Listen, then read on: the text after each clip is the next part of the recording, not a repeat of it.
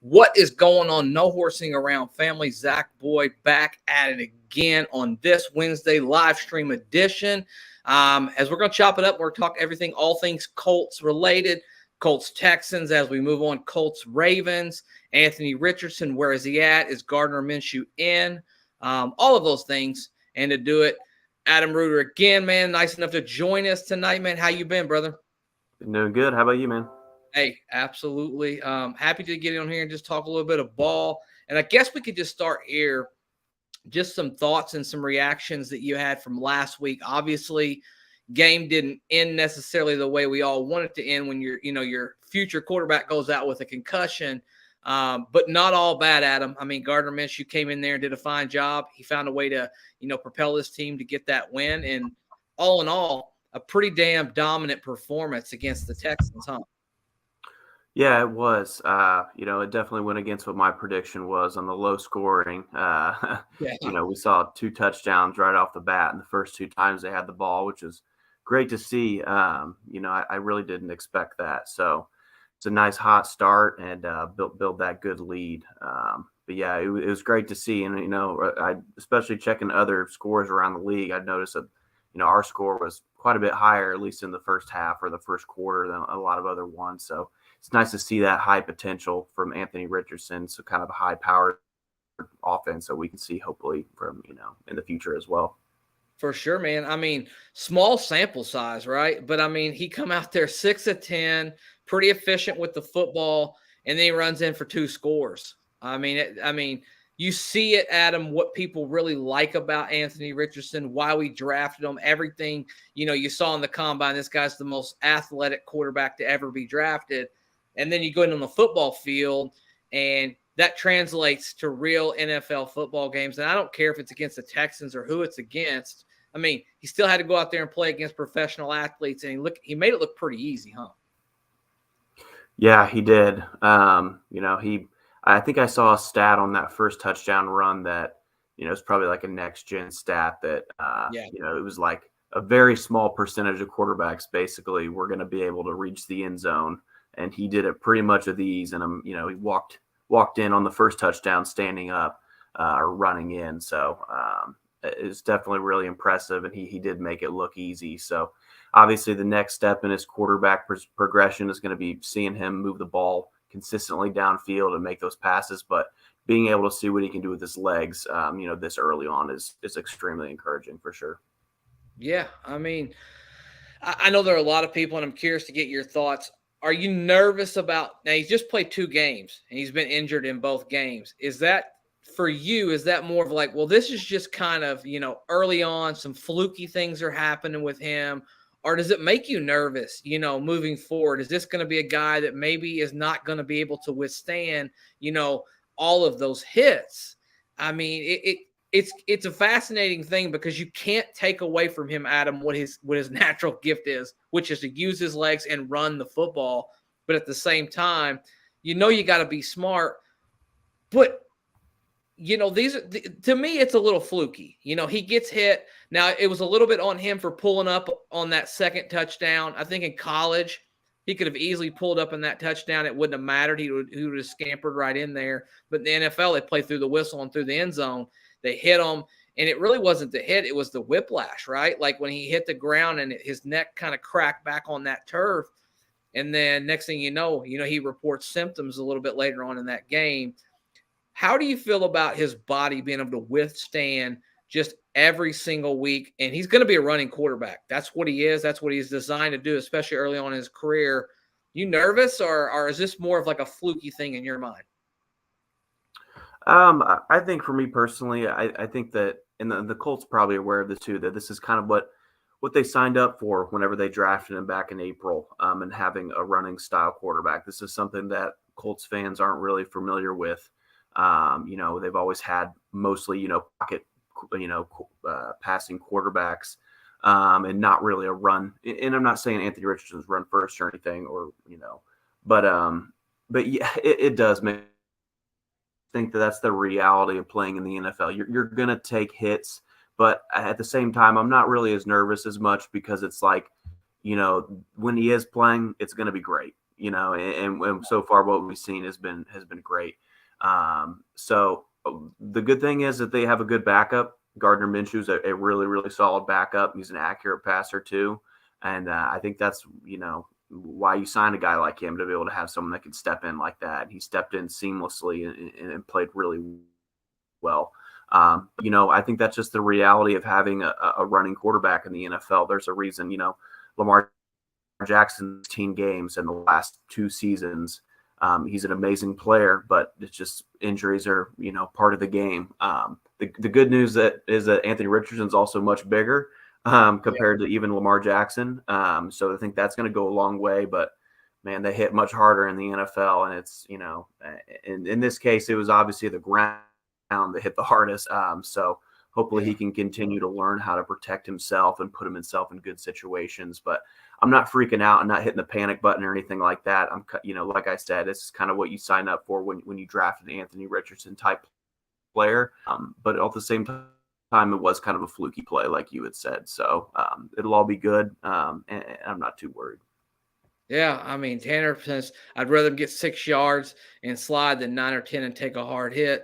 I don't think you're dead wrong on that, Tanner. I mean, you definitely want him to protect himself for sure. Nomad says, time to on the sideline, realizing his value and desire to play should get him thinking about balancing between speed and smart speed.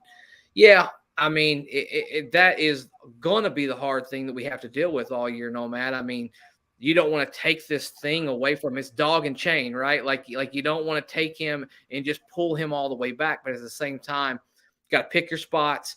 I do think he'll do a little bit better job moving forward because he's already dealt with this. What are your thoughts on Minshew?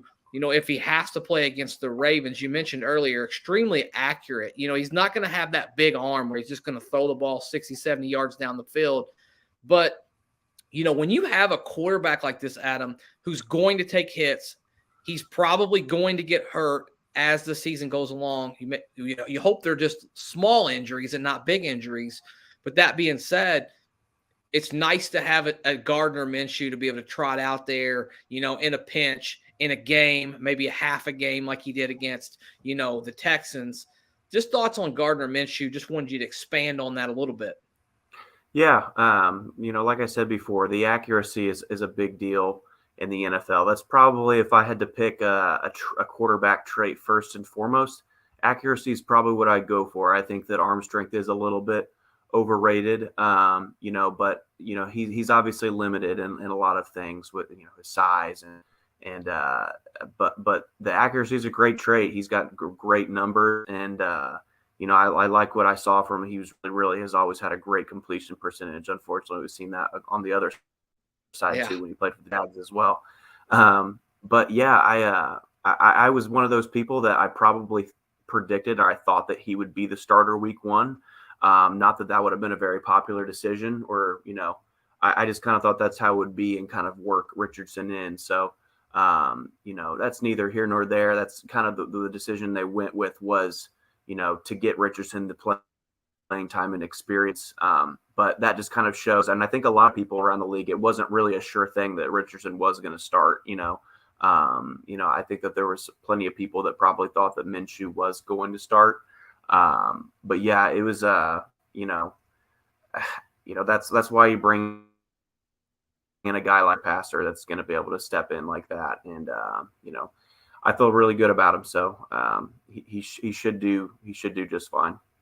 Yeah. I mean, regardless of what happens this Sunday, he should be ready to roll. You'll have Sam Ehlinger in the backup position if Anthony Richardson's not able to kind of push through concussion protocol. And I guess I'm on the side of the fence that you don't rush this thing, right? Like if Richardson can't come out there Sunday and play football the way that he is supposed to play football, you just don't rush it, right? Like why would you expose him to that for one game when you've got a full season? Go out there and put that veteran out there in a position. And, David makes a good point, and I think he feels a little bit more confident with the veteran going on the road, playing against the Ravens with that good defense, that maybe you have just as good of a chance of winning with Gardner Minshew as you would anyways. So maybe you do wait till week 4 to bring him back out on the field. We'll just have to see. Nothing's been completely, released from Shane Steichen, as he's not going to let anybody know, keep that competitive advantage all the way up to the wire. That being said, the cornerback position, we talked about it last time you were here, on the stream. It's not looking great. Teams can really, really pass on us. I have to imagine, Adam, if the Houston Texans are having the ability to pass the football quite that way now, granted, a little bit of junk yardage there at the end, when we're playing that prevent. So those stats are padded. But even early on, they gave up some pretty easy completions. And I think I'm probably starting to get a little bit concerned with DJ Baker out there on the outside. Just some lapses, really playing off players, some missed assignments. I don't know. Your thoughts on the cornerback room just as we're moving forward? Yeah, I think we kind of talked about that in the preseason, that was going to be a concern going forward, and kind of reared its ugly head a little bit. I guess on one bright side, I guess so far, and you can correct me if I'm wrong, but I guess as far as giving up really, really big plays, I guess credit when credit's due. And maybe I'm just searching for some positive out of what we've seen from them. Yeah. We haven't seen, I guess, any huge, they just completely get burnt. They are kind of keeping everything in front of them, which is a good thing, and kind of making them slowly work up the field and relying on the defensive line to make some plays. But yeah, man, it's been Baker's, I know he impressed in preseason and everything, and that's why he ended up making the team over, a guy like, keeping another roster spot for a guy like Darius Rush. He's obviously got something that really liked, but yeah, him and Dallas Flowers have just been, nothing to write home about for sure. So it's definitely a concern. We'll see how they do against Lamar Jackson this week. It's not more of a traditional offense that they're going to see in the NFL. So, I'll be interested to see how it goes down this week. Yeah, there's no question. I mean, that front seven's been unbelievable, honestly, Adam. I mean, there's no complaints for me getting a really good rush. But on that back end, I've always kind of thought, if you're going to be bad, just play the rookies, right? If you're going to play these players through their lumps anyways, play those young guys. Now, something's weird going on with Juju Brents. He's been a healthy and active. I know they had mentioned earlier, that he just hadn't had a chance to get up to speed with the playbook. He's missed a lot of time. I'll say this. If he's a healthy and active this weekend, I don't know if I'm buying that. I think that's an odd thing to do with a second-round guy, to just not even have him even active for the football game. I mean, when you draft him in the second round, I would think most people would expect him to been a day one starter, honestly, especially after, Rodgers gets, suspended from the NFL and then released. Something's weird with that. Just your thoughts. What the hell's going on with the Juju Brent situation? Are your antennas up a little bit on that? Yeah, for sure. I don't think that I buy the playbook thing right now. Obviously I know he had the wrist injury or whatever injury he had. And regardless, whatever might have kept him off the field, the playbook is, studying that's off the field. The entire time when he's injured and rehabbing, that's something that he could have and would like to think he has been learning. So maybe it has been a more of a learning curve for him to pick it up. But, you look at plenty of other guys on the team, like, Jalen Jones, for example, 7th-round pick. Obviously he adds more of a special teams value, but to see him dressing over a guy that you spent, your 2nd-round pick on, that's hard to stomach for sure. So antenna's definitely up on that. And, kind of what you were saying before, it's like you almost want to see just throw him out there and play him, regardless if you think he's ready or not. I mean, that sounds bad, but you know what I mean. Just get him out there and get him some experience, let him take his lumps and then kind of learn from it from there. But, I just hope that we're not wading into, I don't even want to say Quincy Wilson's name this early on. I want to give him a chance to be able to play. But, we saw that with a really young corner that came in and, they played him really early and he played really well at first, and then it was kind of all downhill from there. So maybe they're slow walking, approaching it backwards this way, giving him some time to learn and everything from a slower point of view. But hopefully he can, start dressing real soon and get some playing time and get out there. Yeah, I mean, really, the one time he played in the preseason, he played some limited snaps, and I'll be honest with you, he did not look good in that little short assignment. But that's a very small sample size, hard to really tell with what you got there. And you mentioned that Quincy Wilson. I still got a little PTSD from that situation. We really thought he was going to be a great corner, and you're going to see this with Chris Ballard. I mean, he loves the big, long, physical, tall, corners. But the adverse effect of that, Adam, is these guys can't run quite as well as some of the smaller size corners. Honestly, Isaiah Rodgers was set up to have a really big opportunity this year because he's an abnormal guy. He kind of goes against the grain of what Ballard normally believes in. But the one thing he could do, he could run, right? Like he really could run. He had real NFL speed. And I think that's valuable. And I think that's something that we need to look at, especially in the draft or acquiring a free agent in the future. These big, long, physical guys are great. But what are you going to do when a guy runs by you, or puts a juke move on you? Are you going to have the chance to recover? So should be interesting. Let's get to some of these things. Of course, it says DJ Baker's not very good corner. Hopefully Juju can get on the field, or at least Jalen Jones, as Adam said earlier. The front seven, big game against the Texans too. They would need a repeat performance. Did the late passing yards matter? I trust in Gus. Nomad, the late passing yards didn't matter, to be honest. But at the same time, early on in the game, he was still giving up some completions when it was a little bit closer of a game. That's nitpicking maybe, because they did play a really good football game. But I haven't loved what I've seen out of Baker and Flowers up until this point. Let's see what else we got here. We have young corners, give them time. We're going to give them time, brother. But if we're going to have the young corners, I say play the rookies, man. I say get them out there and see what you got. If you're not going to be very good anyways, I believe the stats are we're second worst in the NFL against the pass this year. But it's just 2 games. So we'll see. I think once you get through that first month, you have a little bit better barometer of what your season's going to look like. Those numbers go up and down for those first 3 or 4 weeks. And last question. David, I totally agree with Tanner Black, but keeping him healthy is a priority 1. The Ravens could find more weakness in Richardson than Minshew.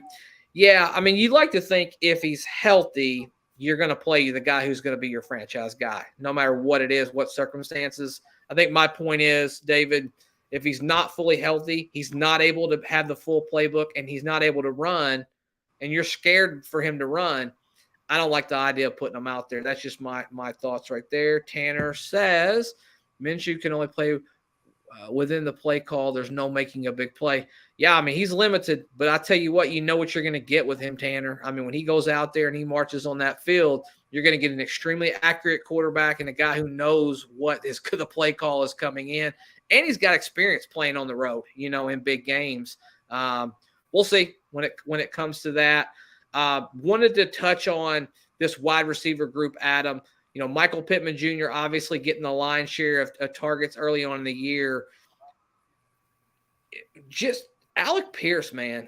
I mean, what the hell's going on in your opinion on that, Adam? I mean, he just doesn't seem to have taken that step, that natural step from year 1 to year 2 where you think, wow, this is an explosive, dynamic young receiver that can – and maybe it's just 2 games. Maybe it is just 2 games. But at the same time, for me, if I want to couple the preseason with the regular season, Alec Pierce for me has probably been the biggest letdown in the skill set position. Yeah, I agree with that. Disappointment so far going into year 2. Obviously, you want to see that leap, especially whenever you're seeing other guys like – George Pickens or whatever other, Sky Moore that were in that second round. I think that Pickens got picked before. Sky Moore might have been before as well, but neither here nor there. I think the Colts had traded down a couple picks. So the point is that they basically could have gotten those guys. So, but, it's hard to hold that against them. But at the same time, that's just a reality. Mitch Trubisky is always going to be known as the guy that got drafted before Mahomes and Watson. So you kind of hold them to those expectations. So, but yeah. the name of the game in this wide receiver in the NFL is separation. And I think that most people, I mean, I think the Colts knew that that wasn't his strongest suit as coming in as in his set, but it was catching the deep ball and, being able to, jump up and make plays. So I think what you really need with that is you need really, really accurate passes. That's just kind of that's kind of how you get them going. You need good back shoulder throws. I kind of think, whenever I think of those throws, I think of that Chiefs game last year where, they were, he made a couple big plays where they were kind of comeback routes and he went up and got the ball. And that's kind of what you want to see. But, obviously we have a young quarterback in Richardson that's still working on his accuracy and everything. And, those throws in particular can be especially dangerous, whenever you're doing a comeback route like that. Those are very, very, quote, pick sixable, I guess, for lack of a better term. But what I do want to see from him is, them taking a couple deep shots with him, because I think that is something that he can go up and high point the ball. And, so especially on a 50-50 scenario, I'd love to see, Anthony Richardson or, if it is Minshew at some point, give him some shots like that. So, again, not hitting the panic button. It's still only his, he's still a young receiver. He's gonna continue to make improvements, hopefully, and I'm glad that they got him somewhat involved. I don't remember what his stat line was. I remember him catching at least one pass, but it was 2 for 28. Okay, yeah, definitely. Still want to see more from him. It's got to be better, and I think he realizes that too. So. Yeah, I mean, it's a little bit odd because, obviously every year the Colts do such a great job of hyping a player up in the preseason with some of these, short clips and these videos and these catches and these plays. Darrell Baker Jr. and Alec Pierce probably had the two most highlights when it come to all of that. And those have been the two most disappointing players in the regular season. So, you take that for what you want to take it for. I just think that, another thing you mentioned, you made a really good point, and I want to circle back to it. Alec Pierce, his biggest skill set is down the field, right? Like that's what he naturally does. He did that in Cincinnati. He tried to do it with us last year. We haven't taken any shots, this year. Richardson didn't take any in the first game, obviously got hurt, didn't really have a chance to play a full game against the Texans. And that's not Minshew's game. Like he's not going to be able to drive that football down the field. So you're going to have to get creative. I think it's about coaching and getting him a little bit confident. What about a couple bubble screens? Just get the ball physically in his hands, because I think maybe a little of it's right here, Adam. I think a little bit of it's in his head right now. He dropped some passes in the preseason. I know that had to be hard because, Richardson's best throw that we've seen him have since he's played in a Colts uniform was the pass that Alec Pierce dropped in preseason game 1. That was elite NFL throw right there. And you got to catch those, man. And you just wonder, has that lingered over into the rest of the preseason, the regular season? Maybe get him some really easy catches and just let him catch and run. Who cares if he gets 3, 4, 5 yards? Just get the ball in his hands and maybe you can, light a fire. We'll see what happens going on that. Mikey says, what's going on, guys? I'm heading to the game this week. That is pretty cool, Mikey. You'll have to let us know, get some pretty cool footage. Offensive line, Adam, gave him a little bit of a rough time after week 1. Got to give credit where credit's due. They blocked much better. Now, we temper expectations, but we can't just say they played against the Texans and that's a free pass. They still went out there and did their job, right? Like they still went out there and did what they needed to do. In the run game, you got Zach Moss for 88 yards, damn near hit 100 in his first game back after breaking his forearm. And then you give opportunity for Richardson and, Minshew having time back there throwing those passes. Minshew was highly efficient. I believe it was about 19 for 23 on the day. And we didn't give up a sack this week. So I don't care who you play in the NFL. If you don't give up a sack in the NFL in a full football game and really no pressures, that's a good thing. You can't just dismiss that, and I don't care who you're playing against. What's your thoughts on the offensive line? Yeah, I thought they played really well. Steven? To be honest with you, I didn't even realize that they didn't give up a sack. So that's great to hear.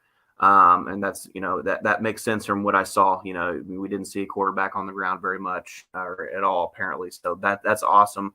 And I don't want to, I guess, discount Texans D line because I do think they have some talented players. I think Will Anderson is going to be the real deal. He might already be. I know he had a good game against the Ravens week 1 on a quarterback that's probably much harder to sack than Gardner Minshew, and Lamar Jackson. So that's really impressive, and that's encouraging to see. He said credit where credit's due. And I guess probably part of that is might be on the quarterback too. So I guess speaking of which, Gardner Minshew seemed like he was getting the ball out pretty quickly too, which is what you want to continue to see, and him not being rushed too much and getting that out. So I was really glad to see that. The Texans do have a couple good pass rushers. I know, like I said, Will Anderson, Jerry Hughes, who live in Colts infamy, obviously, but still, that guy's still around, being a pain in our butts. But still, he's obviously an older guy, but I feel like I might be missing out on one other rotational guy that they have. But not a lot of talent to go around on the Texans defense, obviously, but it's all kind of concentrated on that D line. Yeah. And the Colts did a great job keeping their quarterback upright on Sunday. Yeah, I mean, they had one bad series where, Braden Smith got a false start, got a holding call. He held Will Anderson. That was the one time he probably should have, because Anderson on that play would have gotten a sack, but we alleviated that. Mikey mentions that Baltimore is not that good. Hopefully Zach Moss can get over 100 yards. That defensive line, he's saying, is not that good. All in all, I think Baltimore's been pretty good so far this year as we transition kind of over to that game plan. But that is one of their spots where they have given up a little bit of yards on the ground. That's a place that you're going to have to attack, especially on the road. It's going to be loud. The Baltimore fans obviously do not like the Colts at all. We packed their bags in the middle of the night, so they're still a little bit hurt about that. And then the one big thing, and I've always felt this way about certain teams, especially the Baltimore Ravens. You could even throw in, the Steelers and all of that good stuff. They don't beat themselves. Very good coaching. Very, very, very good stuff. Just wanted to give a quick shout out to Trevor, man. Thanks for the donation. Helps us go, man. Thanks for joining the podcast. Subscribe. We love it. Trevor, let us know your thoughts. Hit the comments up there. We'll throw you up there as well. But John Harbaugh is just not going to be the type of coach that goes out there and, makes a lot of mental errors. He's going to put himself in a position to win most football games. And ultimately, if you want to win this football game this Sunday, you got to go beat the Ravens, because they're not going to beat themselves. That's just not how they're operated. That's just not how they're ran typically. But if we're going to beat the Ravens, it all starts with the one, the only Lamar Jackson. Just thoughts on Lamar Jackson and what he brings to that football team, and just what you think that we would have to do to have an opportunity to go through that. Yeah, for sure. I mean, like you had mentioned with the coaching, you have to play smart, clean football for all 4 quarters. I think we played the Ravens. Maybe not last year, but I believe in 2020 with Phillip Rivers at home, and then 2021 with Wentz, and we gave up a huge lead. I think it was a primetime game, and it was because we didn't play 4 quarters of good football. And, I think in both of those we had the second one, we had a considerable lead. But I know with Phillip Rivers and JT's rookie year, we also had a really, really crushing fumble his rookie year, and it might have been his first one ever too, and it was a killer, because I'm pretty sure they returned it for a touchdown, and Phillip Rivers fell down looking like the old man that he was, if I remember correctly. But those are the type of plays you want to avoid. You want to avoid beating yourself on those. They're extremely well coached, you really want to contain Lamar Jackson. I think they did a pretty good job the last 2 times they played them of containing him for the most part, especially in that primetime game. But what we saw instead was they played such a relaxed defense that he ended up dicing him up, and he had they basically said, hey, we're going to make him beat us with his arm. And he did it. And he did it. So, yeah. I think that, our defense has definitely changed, or it has changed since then. Different team and everything. So hopefully Bradley can be a little bit more creative and making it not quite as easy for him to do that, and also still contain him within the pocket. But yeah, that's going to be he's a problem. He's always going to be a problem, and that's why he's one of the best. And then I guess on the defensive side of the football, I guess the Ravens do have some good. That like they always have a good front seven. I think someone had mentioned their D line's not that good. I think they have, they've lost a good veteran like in Justin Houston, but they do have a couple young guys, a good stud edge rushers, probably outside linebacker referred to in a 3-4 defense. But like David Ohabo from Michigan, he's a younger guy who's kind of came in. Jason, or I think he goes by Odafe Owe now, kid from Penn State. He's a stud, freak athlete and everything. And I think they also signed Clowney too. And, he's still a pass rushing threat in situations. You got Marlon Humphrey. You can't forget about him, Adam. A very good lockdown corner, some really good players. And look, man, make no mistake about it. They're 2-0 and they're 2-0 for a reason. I mean, they're a good football team. They're well coached. They've got a really good athletic quarterback. So it's going to be rough. Trevor, I want to get back to your question. Any word on Taylor's return? Honestly, man, I mean, Steichen shut that down in the presser today. Really, so he's not going to really talk about him moving forward because he's still on PUP. That's 2 more weeks, this Sunday and the next Sunday, and then who the hell knows? Maybe we find out. Maybe we don't. Maybe he plays. Maybe he doesn't. Maybe he's traded. Nobody in the world actually knows what's going to go on. You mentioned those 2 young pass rushers for the Ravens. And then Roquan Smith in the middle. I mean, that's a real good football player. So they've got some talent out there. And then they do things differently than a lot of other teams. You got a Mark Andrews who's heavily used. Zay Flowers was used last week. I know they recently acquired OBJ. It's a real hard team to play because, that quarterback puts so much stress on you, Adam. When you look at what he can do with his legs, but you mentioned the comeback that they had against us last time we played, it was absolutely just heartbreaking to let them. We had them on the ropes to let them come back. I believe in that game, you remind me, if you remember, we were down to like our 5th and 6th cornerback in that game. Like we were just absolutely ravaged. And I mean, he had a field day against those guys. I mean, it was just over and over and over again. But that being said, that's football, man. And you got to have the guys that go out there and compete against him. And he really used his arm, probably as effective as I've seen him use his arm against a team, live anyways, as it regards to the Indianapolis Colts. Yeah. I mean, it's pretty, I guess at the end of the day, their offense starts and stops through him, but you're going to have to be very disciplined with your rush packages. You really can't get up too far on him because once you let him get a seam, it's not a 5 or a 10 or a 12-yard run. It could be 50, 60, 70. He could just take off and go. Just your thoughts on, as we're getting ready to kind of wind down here, we're going to go about 10, 12 more minutes, guys. Thank every one of you for hopping on here, new subscribers, old subscribers, commenting, liking, sharing. That's how we get this out to people.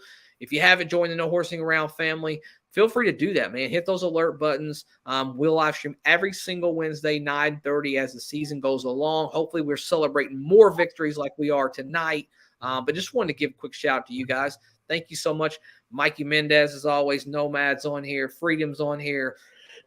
Trevor's on here. The usuals, man. I mean, the usuals. But it's been pretty cool. I want to circle back to Zach Moss and how much he meant to our football team last week and how much he means to us just moving forward. Just curious your thoughts. Hadn't had a chance to hear you react to it or anything like that. So just you and the listeners, thoughts on Zach Moss. Pretty good, huh?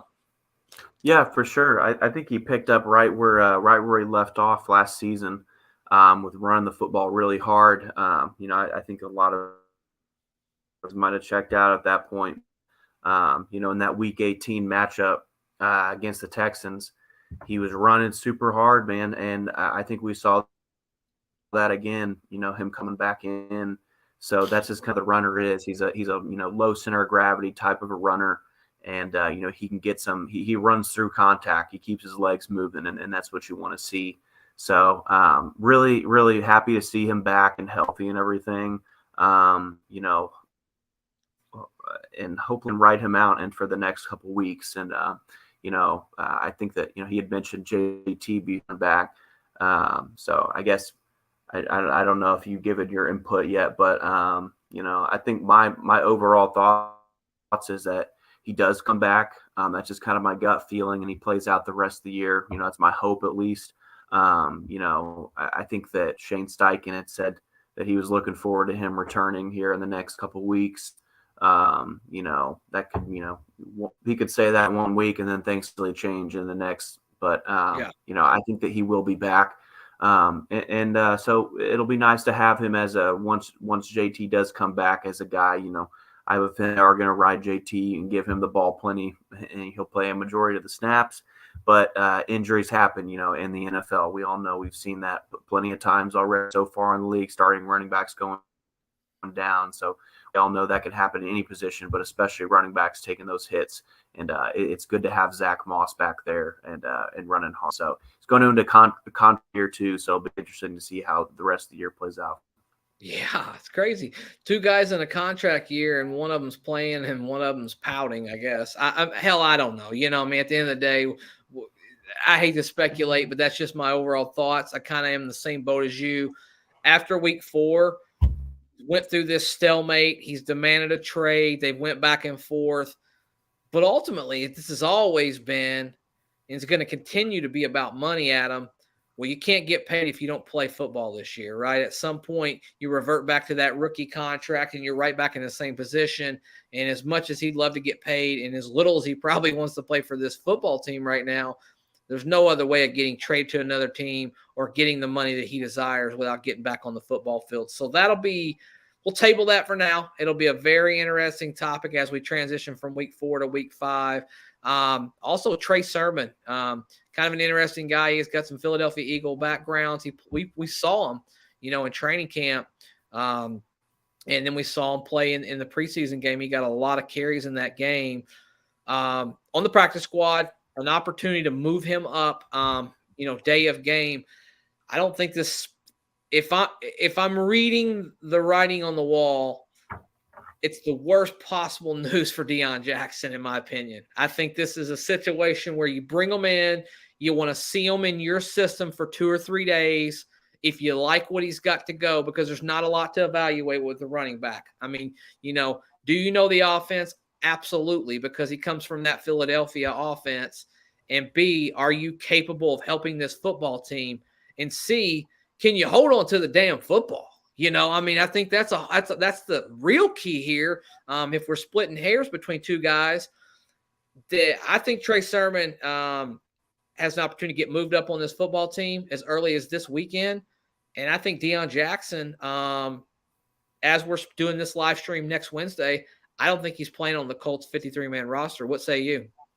I think you're probably right. The writing probably is like that. We'll see how the next week or so goes. It always sucks to see a guy, lose. You have the chances. He had plenty of opportunities. And the Colts have invested a lot of time in him, and I know vice versa. He's been on the team since 2021, and they've put a lot of time and reps in with him. But whenever you have those type of results, it's just unacceptable. You can't have that, what you saw in week 1, putting the football on the ground, 2 times like that, and just not being able to we saw, obviously, it's 2 different teams, but I don't think there's, Zach Moss had much better results. I think his average per carry was, 3 or 4 times better than what Deion's was in week 1. So, I think that he probably isn't on the team for the rest of the year. At least he's severely in the coach's doghouse right now. So we'll see if he can make a return out of there. But for now, that's probably where he's going to stay for further notice. Yeah, man. Geez. Yeah, you wouldn't think it'd be very hard to come in there and beat out Deion Jackson due to what he had in that game. And unfortunately, it's harsh. It's critical. It's maybe unfair. but at the same time, it's the NFL, and you got to produce. When you get an opportunity, really a once-in-a-lifetime opportunity. He was a starting running back week 1 in the NFL, and you go out there and you rush for 1.1 yard a carry, and you fumble the football twice. Brother, that's not a good look. That's not a good look at all.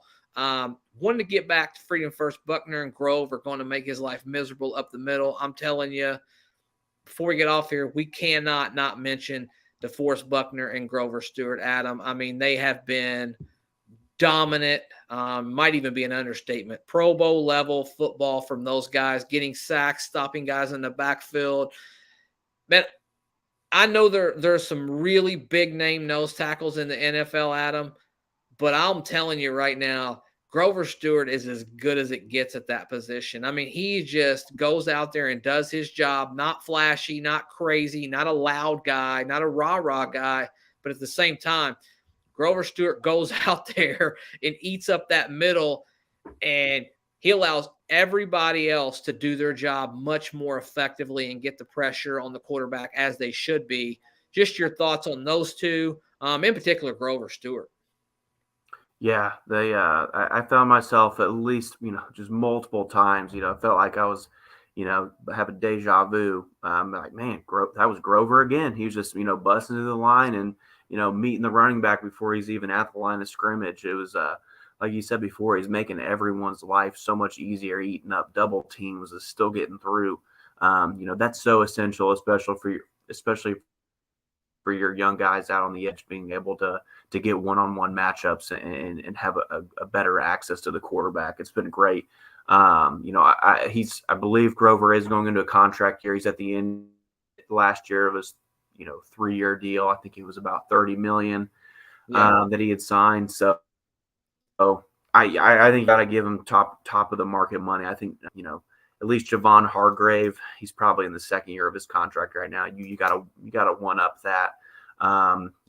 Whenever you start talking about paying top of the market guys, it starts to scare me because I know Chris Ballard and how he operates with these free agents. But you got to, man. I mean, you just have to. If you want to have a stout defense like this and be able to stop the run. Like that, it really starts with those two guys right in the middle, and him and DeForest Buckner are just such a great yin and yang at those, the 3 technique and the 1 tech. Yeah, it's you got to bring him back. I've been so impressed with them, and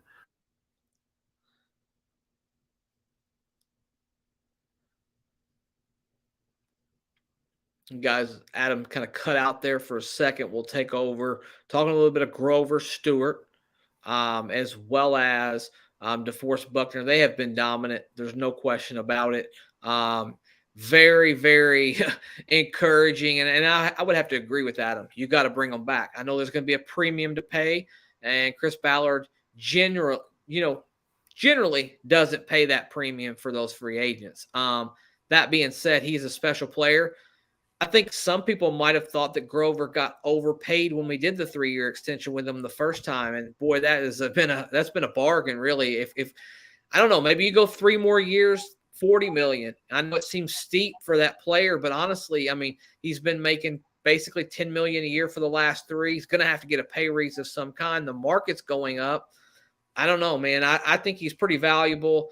You're going to have some big decisions to make next year, but you're going to have the money to make it because you got a rookie quarterback and you've got some guys, not for this podcast, but there's some real cap things that you could do to really get some money going on and save you a lot of money. It might be a little bit harsh, but the NFL is harsh. I mean, it is what it is. It's a game of, ups and downs, and one day you got a job and the next day you don't. Guys, I want to take a quick second before we hop off here. Once again, asking you to join this No Horsing Around family. If you haven't been a part of this, we'd be so grateful to ask you to join and do this. Like, rate, share, subscribe, but most importantly, comment and use your voice. This has always been about you as far as that goes. And real quick, before we get going around, as we always do, we do predictions of the football game. We're going to start off with Corey Lampkin's front seven will make a difference this weekend. The Colts are going to win 23-17. Also, Adam is wearing my favorite T-shirt of all time, Michelob Ultra. I can verify Corey Lampkins is my best friend. really deserves a nice little payout from Mick Coulter. He's got stock in him, man. I will just put it that way. That being said, prediction from you, Adam, as we play against, and you don't have to homer us here, man. You do what you got to do. And prediction against the Ravens this Sunday. Yeah, I think it's kind of tough to tell with Anthony Richardson's status, being kind of in question right now. This is going to be a tough one, man. The Ravens are one of the best teams in the league. I think you do have to be realistic. I'm probably going to say the Ravens with this one, but I do think the Colts are going to play a good football game and keep it close. I think it'll be a one-score game.